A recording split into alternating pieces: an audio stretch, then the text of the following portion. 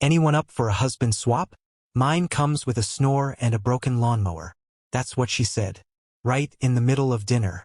Forks froze midair. Glasses paused halfway to mouths. A few nervous laughs broke through.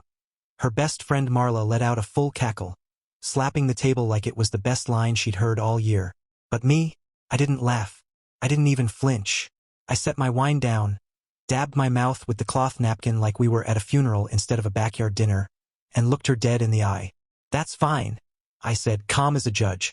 I've already drafted the paperwork for my replacement. You could hear the wind shift. Just like that, the entire evening choked on silence. Jenna's smile faltered, twitching at the corners like it wasn't sure if this was still funny. Her mouth opened, probably to toss out some deflective quip, but I didn't give her the satisfaction. I stood up, adjusted the sleeves of my shirt like I was straightening a tux, and walked inside. Not a slammed door, not a shouted insult, just steps measured and final. I didn't come back out. I'm sure they stayed a while longer.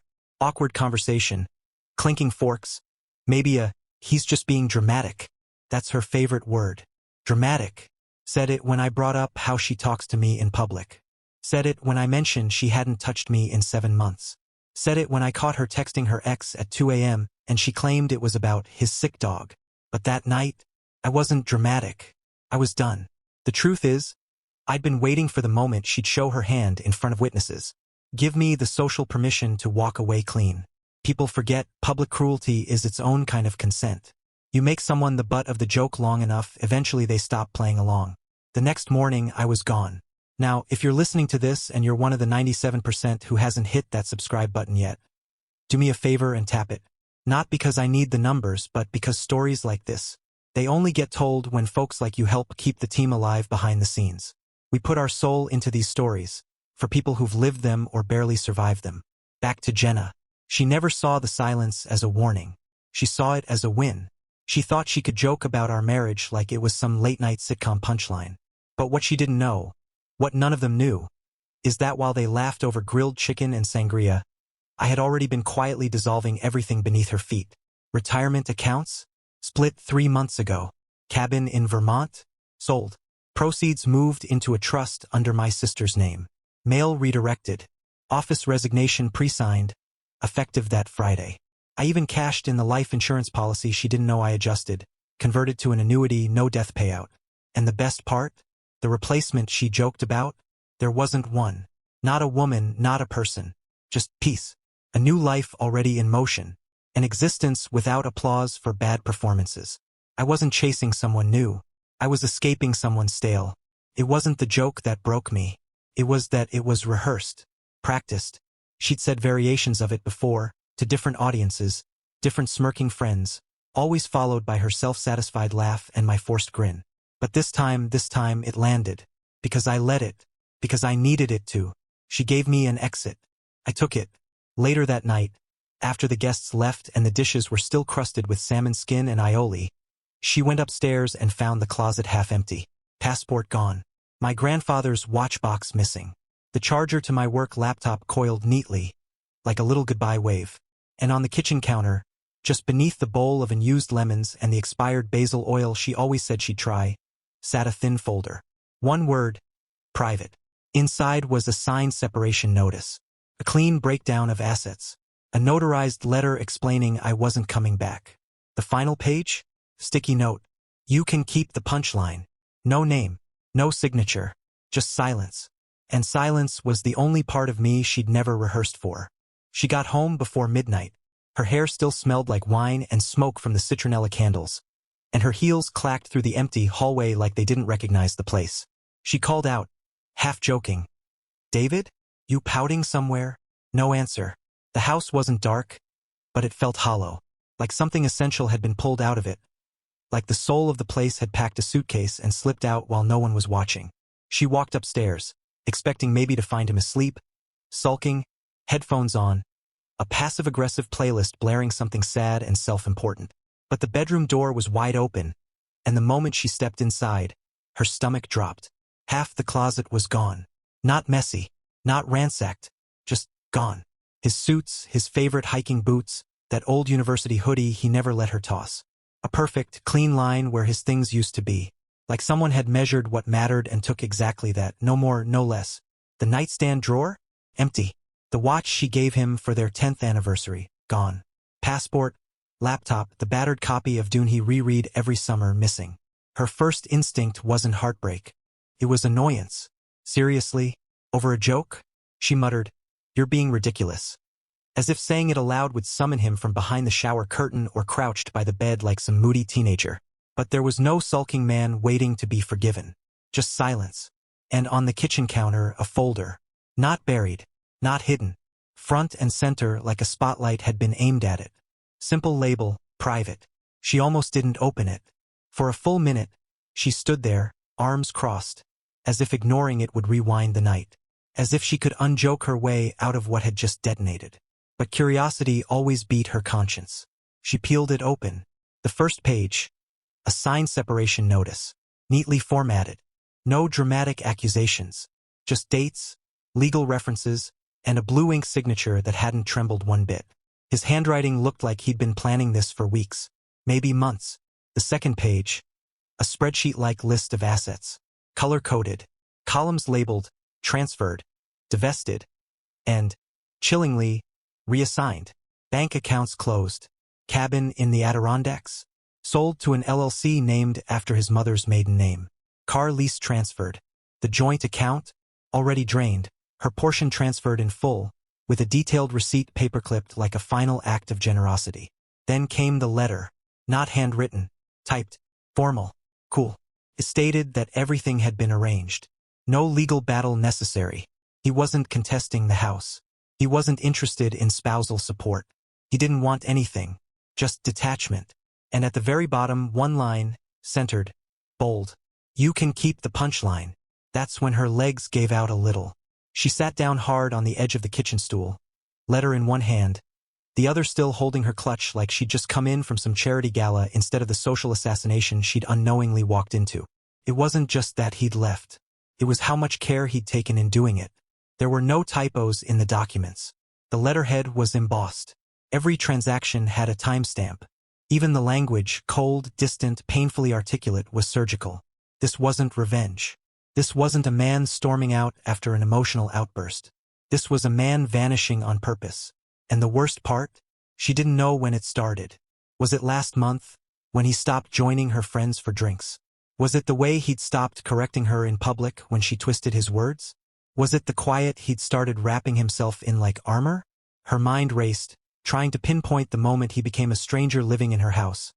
Calculating, watching, quietly folding the edges of his life until it could fit in a carry-on. She picked up her phone and called him. Straight to voicemail. Again. On the fourth try, the voicemail message cut in, and for the first time, she noticed he'd changed it. No more "Hi. This is David. Leave a message." Now it just said, "You've reached a number that no longer accepts messages." Then click. She stared at the screen, numb. The world outside hadn't changed. Crickets still sang. Distant traffic still hummed. But inside this house, inside her chest, something ruptured. Not loud. Not violent. Just final. By morning, she was dialing his number like a reflex. No coffee. No shower. Just wild hair and a cracked voice whispering, Come on, pick up." But every call went the same way. Straight to that new, flat voicemail message. "You've reached a number that no longer accepts messages." No warmth. No hint of him. Just mechanical dismissal. She tried texting. Rapid fire. Sentences spiraling from indignant to pitiful. "Very funny, David. You proved your point.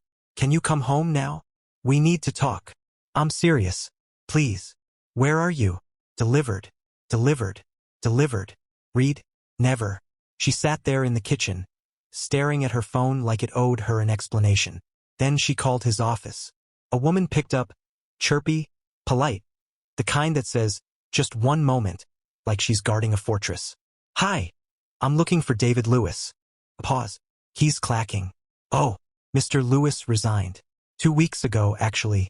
Can I redirect you to our client services team?" Jenna blinked. No, I'm his wife." Another pause. More cautious this time. "I'm sorry. I didn't know. He didn't leave a forwarding number. But I can give you HR's email if you're trying to reach out about." I said I'm his wife. Silence. Then a robotic. Let me see if someone from management is available. Click. Hold music. She hung up. Resigned? 2 weeks ago? She checked the calendar. That would have been before the dinner. Before her joke. Before the final shove. He was already halfway out the door. She drove to the cabin next. The one they'd poured so much into, their escape. Their someday retirement project. 2.5 hours upstate, where the lake still froze solid in winter and cell signal died in the trees. She figured if he wasn't home, maybe he was there, hiding, cooling off, playing some passive-aggressive retreat game. But when she pulled up the gravel drive, something was off. The wind chime was missing. The potted geraniums she'd left on the porch last month were gone. The cabin looked vacant. She stepped out of the car and knocked. No answer. Circled around to the back. Peeked in the window. The place was stripped. Not trashed, emptied. Rugs rolled. Frames gone from the walls. Firewood been cleaned out. Not even a kettle on the stove. She climbed back into her car and dug through old emails, trying to find the name of the contractor they'd once used. Found it. Dialed. "Oh, Jenna," the guy said. "Yeah, your husband mentioned you'd be calling eventually." "What?" "For the closing walkthrough. Sale finalization." She gripped the steering wheel like it might snap in her hands. "The what?" "The sale," he repeated, slower. "He closed on it last week. Got a great offer. Said it was time to move on." The blood drained from her hands. She didn't remember the drive back. Just the buzzing, her brain a hornet's nest of static. David had sold the cabin. Without her. Without a word. Which meant, legally, it hadn't been joint ownership anymore. He must have moved the deed months ago. Set it up so cleanly, so quietly, that when the final documents slid across someone's desk, there wasn't even a blip. When she got home, she didn't cry. She booted up her laptop and started searching for their lawyer's number. Not the messy, fight-in-court kind. The estate planner. The one who helped with their prenup, their wills, the long-term stuff. The boring but dangerous kind of lawyer, the one who knows things. Receptionist answers. "David's wife," she says again. A tone of urgency, of disbelief. He gets on after a minute. "Jenna," he says, cautious, calculating. "I need to know what's happening. Did he contact you?" A pause. "Yes," he says carefully. "He retained me 6 weeks ago. I assumed you knew." "You what? What did he do?" "Well, I'm limited in what I can disclose." The lawyer hedges, which only makes her want to throw the laptop. "But I can confirm he requested asset reassignment, separation paperwork, and power of attorney transfers where applicable." Applicable to what? His personal holdings, travel provisions, healthcare directives. He also requested notarized filings for out-of-state relocation. She interrupts, voice sharp.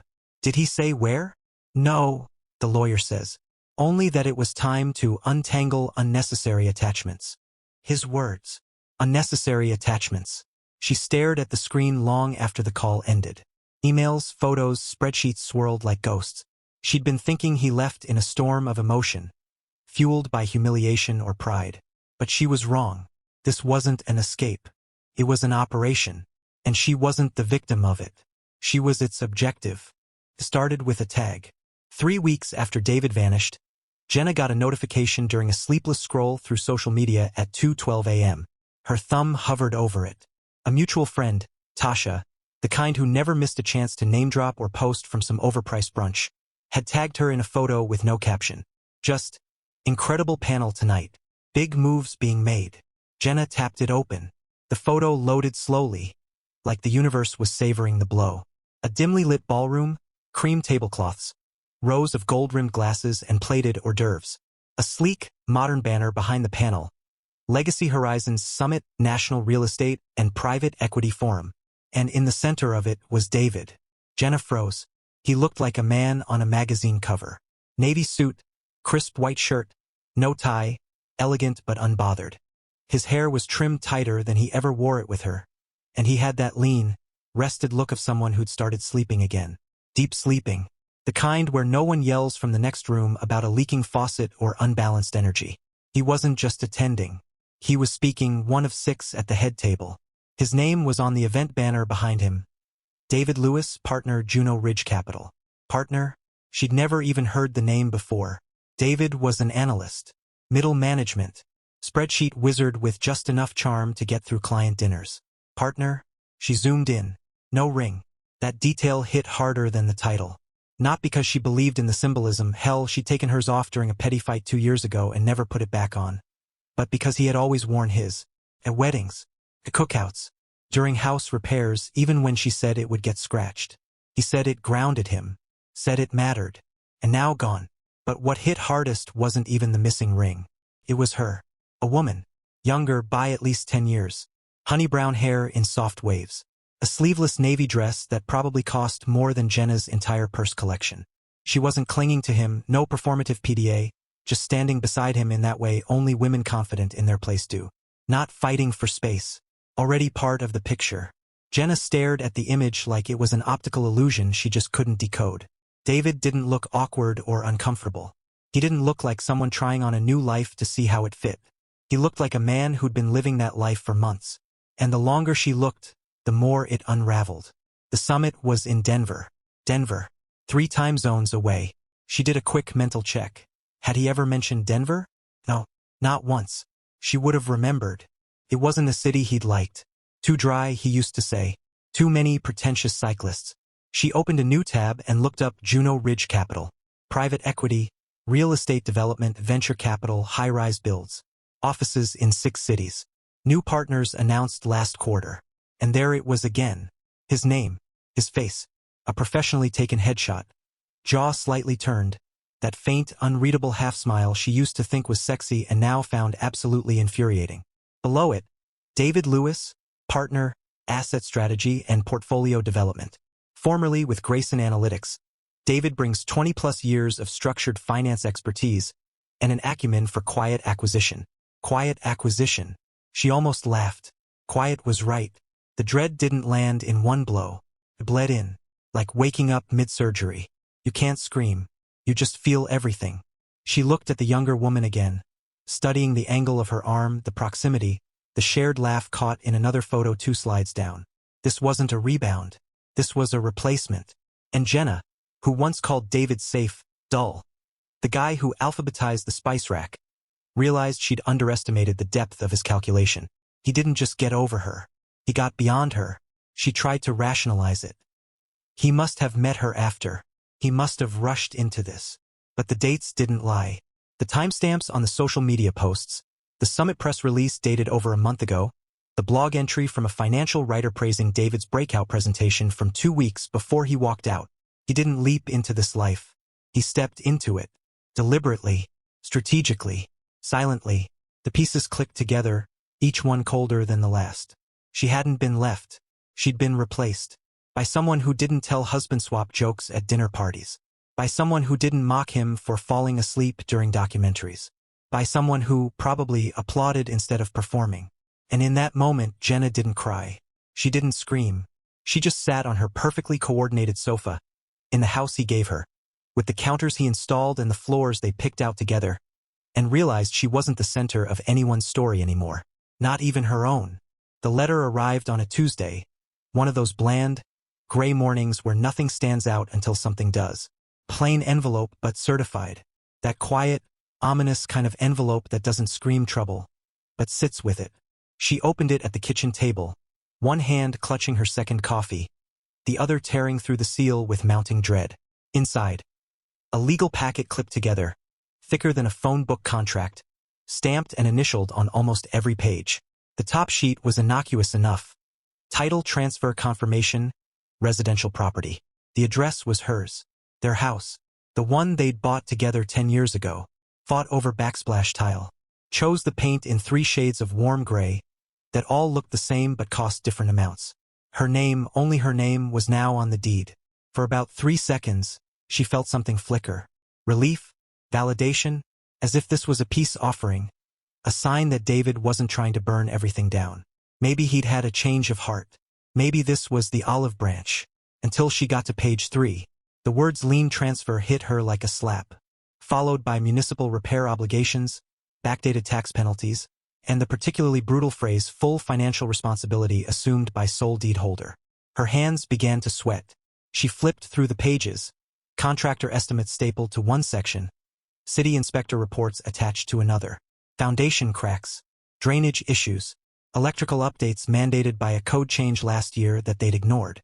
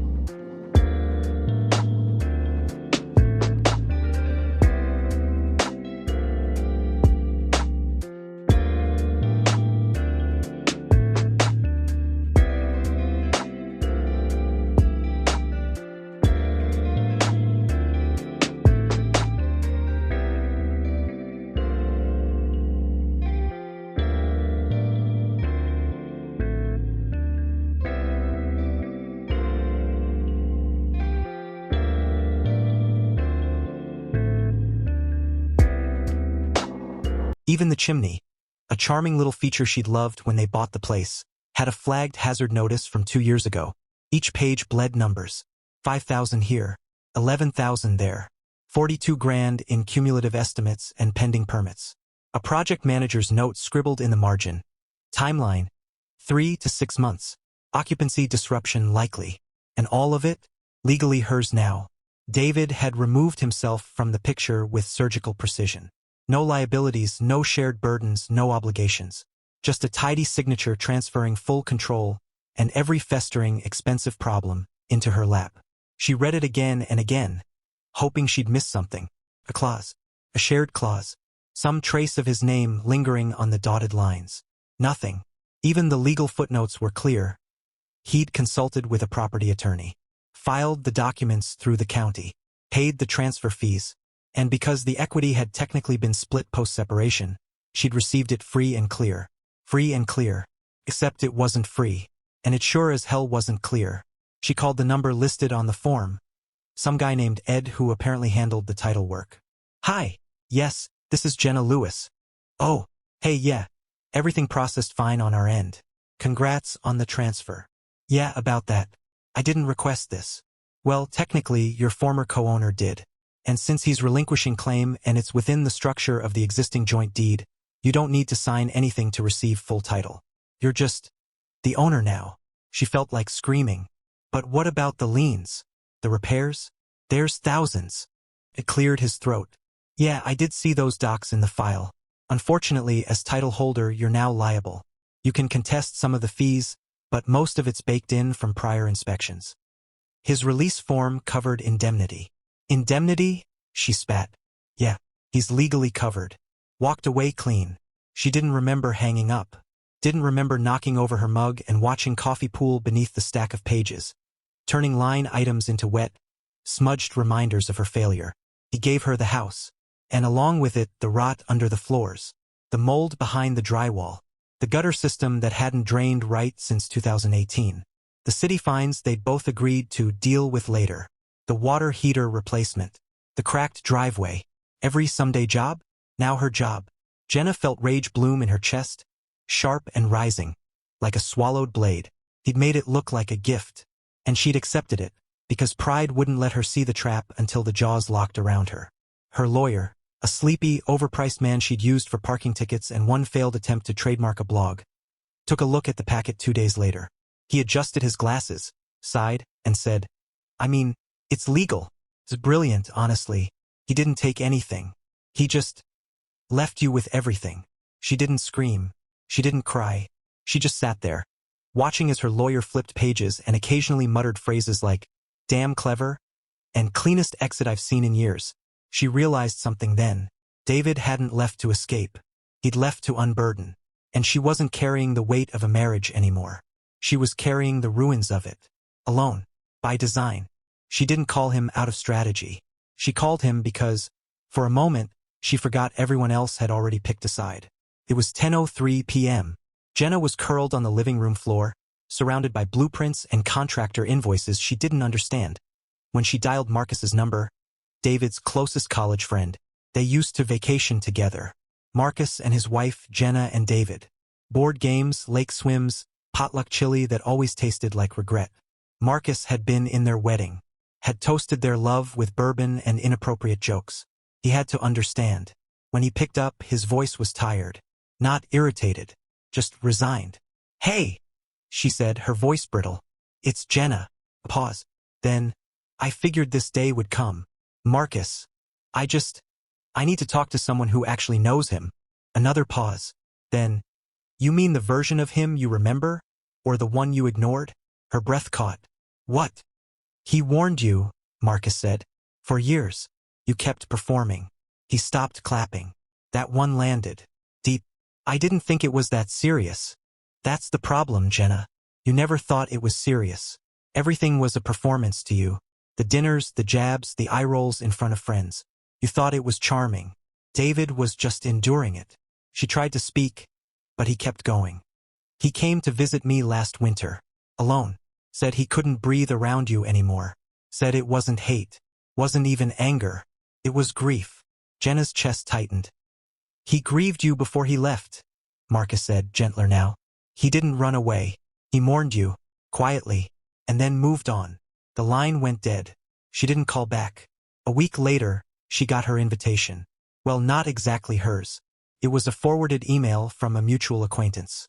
A glossy e-vite for the Chandler Foundation charity auction, benefiting clean water projects. Venue, the Imperial Hall downtown. Dress code, black tie optional. Guest list, elite. And there it was again. David Lewis, host committee.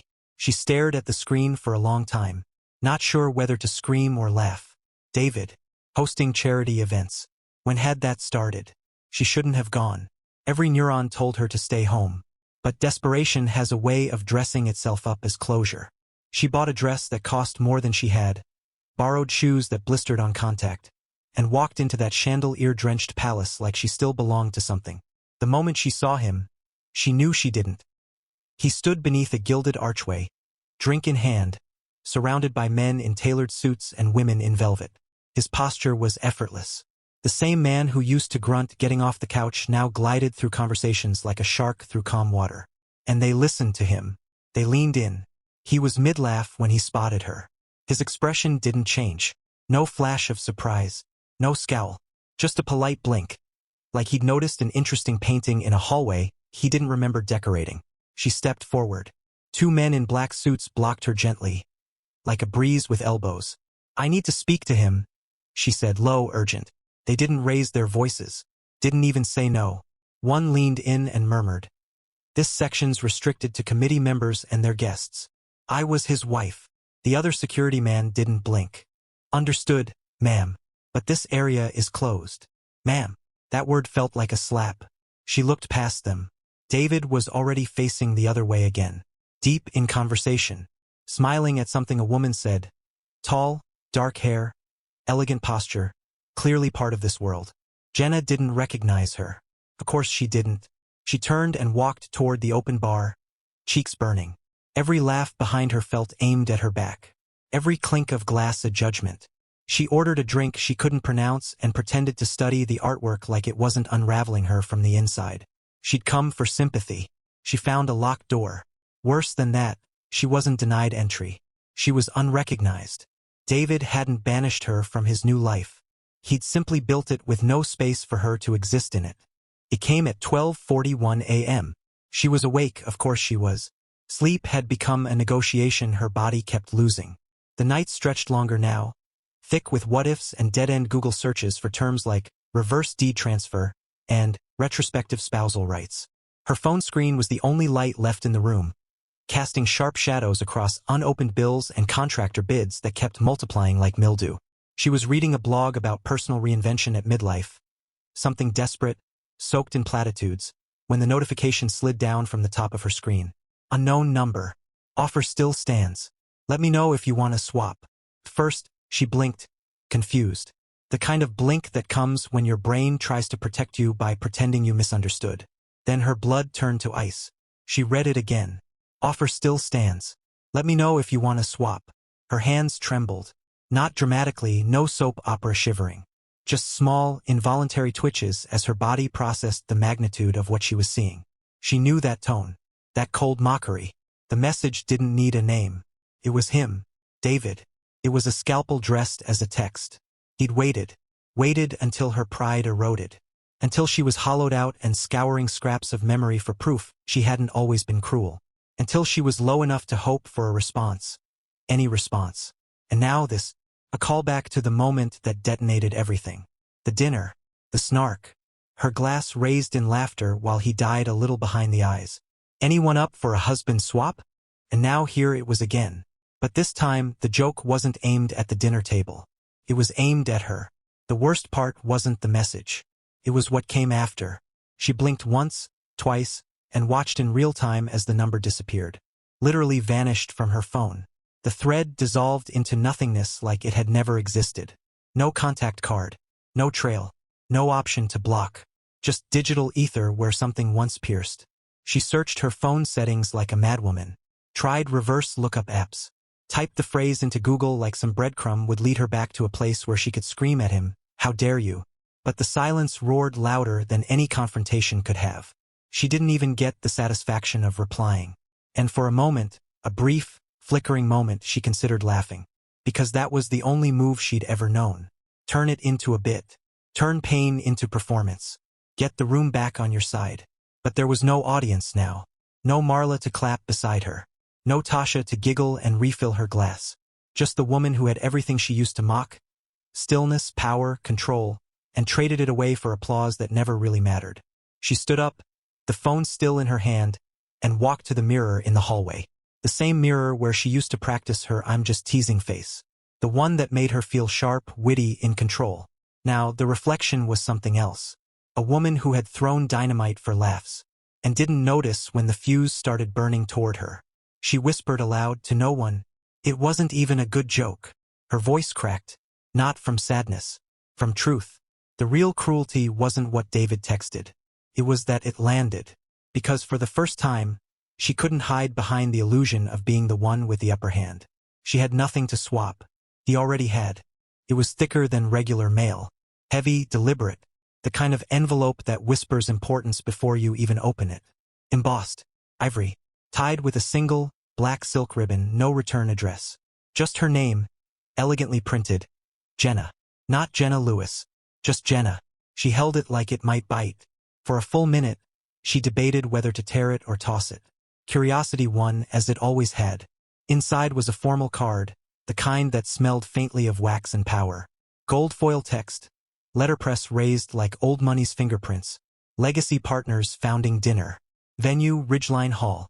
Dress code, formal. One seat reserved. No explanation. No contact number. No RSVP option.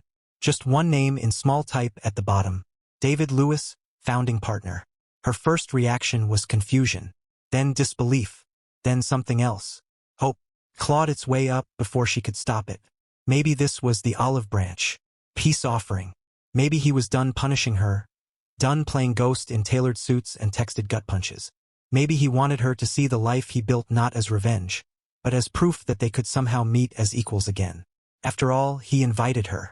He didn't have to. She stared at that name, David Lewis, founding partner, for a long time. Legacy Partners. That name hadn't come from nowhere. He used to mutter it in his sleep when they were younger. Pipe dream, he called it once. Legacy Partners. Real estate meets clean equity. Actual ethics in capital. I'll build it before I turn 50. And now he had. Ridgeline Hall wasn't just a venue. It was the venue. A place you didn't book. You earned. Glass ceilings, marble floors, waiting staff trained in 3 languages. The kind of place that charges you for oxygen and makes you say thank you. She had nothing to wear. She wore something anyway. The dress was the same black column she'd worn to an old client's wedding. Timeless, slightly too tight now, but clean. She did her hair the way David used to like it, twisted up with a few soft strands down. She hated herself for remembering, but she still remembered. As she stepped out of the car that night, Ridgeline Hall glowed like it knew who belonged. The valet barely made eye contact as he took her keys. Every guest gliding past her wore silk like skin. She felt underdressed by their posture alone. Inside, the walls were lined with photographs of skyscrapers and ribbon cuttings. Projects she didn't recognize. David's projects, probably. Each image a stepping stone she'd never seen him take. She followed the usher's gesture to the banquet room. A sea of tables shimmered with crystal, silver, and practiced laughter. She scanned the place cards. Not Jenna Lewis. Not even J. Lewis. Her nameplate read simply, guest observer, like a footnote to someone else's moment. She stood frozen. 1,000 watts of conversation hummed around her. And yet the chair might as well have been roped off. She wasn't part of the table. She was an assignment, a spectator to someone else's narrative arc. There was no welcome speech, no toast in her direction. Not a single person asked who she was. And then she saw him, David, flanked by 2 men in tuxedos, 1 woman in a pearl gown, nodding along as someone introduced him from the stage. He looked comfortable, not just dressed for success, inhabiting it. His gaze swept the room, landed on her. He didn't flinch. No acknowledgement, not even a flicker. She watched as he turned slightly, said something to the man beside him, and the table erupted in quiet, appreciative laughter. No signal to security. No smirk. Just Nothing. She sat. She listened. Plates were served. Speeches made. Slides shown. Projections of expansion. New city partnerships. International growth.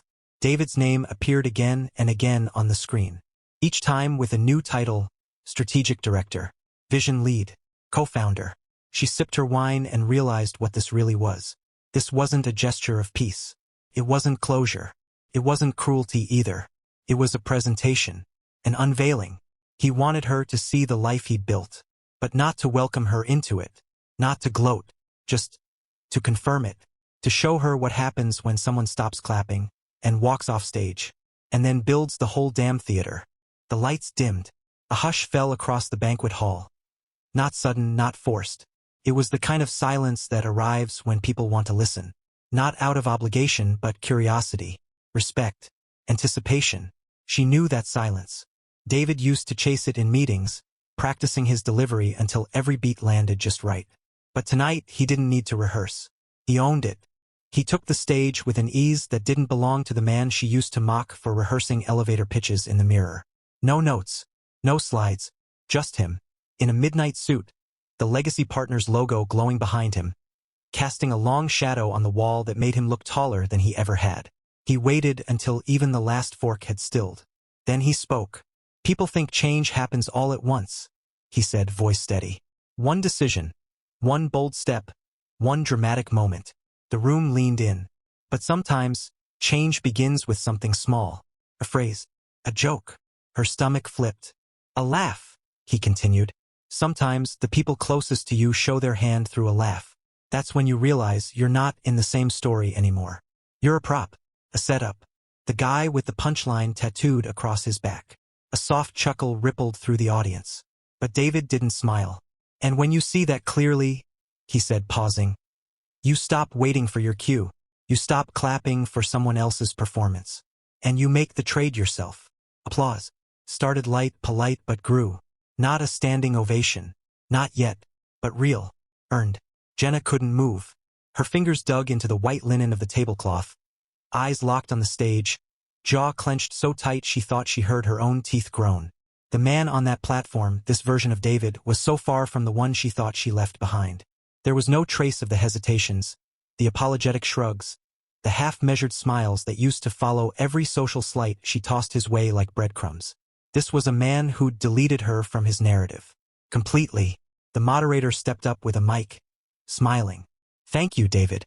Before we let you off the hook, we have time for one or two quick questions from the press." A few hands shot up. The moderator pointed. A woman in the second row. Neat glasses, crisp blouse, journalist etched into every feature. "David," she said. "Powerful speech. Just curious, given the theme of personal transformation and risk, was your wife an influence in all this? Is she here tonight?" Jenna's heart stopped. She didn't breathe, didn't blink. The entire room turned toward him. David didn't hesitate. He didn't even blink. "I don't have a wife," he said plainly. Not cold, not bitter, just factual, as if stating the weather. The room didn't gasp. No dramatic strings played. But something shifted. A final seal. A line drawn so quietly, so cleanly, that even the air obeyed it. Jenna felt her throat close. Not from rage. From absence. From the terrifying realization that the man she married didn't leave her. He rewrote her out. Her name wasn't on his lips. Her image wasn't in his story. Not even as a footnote. Not as a mistake. Not as a cautionary tale. Just gone. She sat there, motionless. A ghost in a chair marked observer. Watching the man who used to share her pillow now receive congratulatory handshakes and approving nods from men who'd never heard her name. She thought back to the dinner party, the stupid joke. The way she'd raised her glass and made him the punchline. The laughter she clung to like currency. And now, she would have paid every cent she owned to be acknowledged. Even as an ex. Even as a regret. But no one regrets what they don't remember. And David? David didn't remember her. Not publicly. Not socially. Not even legally. The stage was his.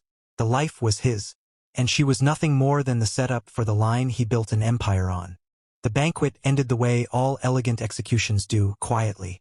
Guests filtered out beneath the glow of wrought iron lamps and valet lights, their laughter softened by the night air and 3 glasses of aged wine.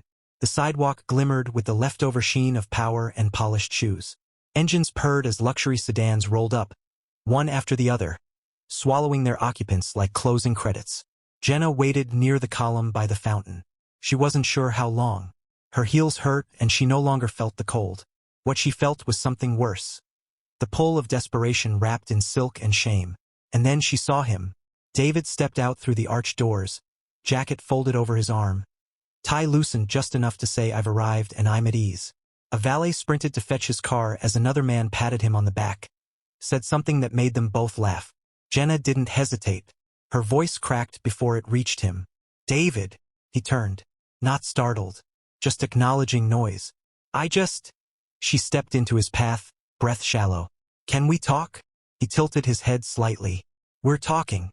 Her throat burned. "That joke at the dinner, I didn't mean it." A long pause. He nodded once. "Neither did I." She blinked, confused. "Until I did." That landed like glass shattering underfoot. "David," her voice broke. "I lost everything. Do you understand that? You disappeared and I didn't know how to function." He looked at her, really looked, the way a man does when he's deciding whether or not to open an old door. Then he leaned in, close enough that she caught the scent of cedar and something new. Something not hers. "Please," she whispered, almost choking on the word. "Tell me, what do I have left?" His eyes didn't soften. His voice didn't rise. He just said, "A punchline," and the silence that followed it. The valet pulled up then, like a scene rehearsed. A dark car, engine purring, door already open. David nodded once. Not to her, not as a goodbye. Just to the moment. And then he stepped into the car. She stood there, helpless as it pulled away. Tail lights slipping down the curve of the street like a curtain falling. He never yelled. He never flinched. He just ended it. Flawlessly. And she, Jenna, the woman who once held court at dinners and twisted marriage into sitcom gags, was left alone on a sidewalk, in heels that no longer fit, in a life she never thought would outgrow her. She stayed there long after the last engine faded, staring at the place where his car had been. A laugh echoed down the street. But this time it wasn't hers.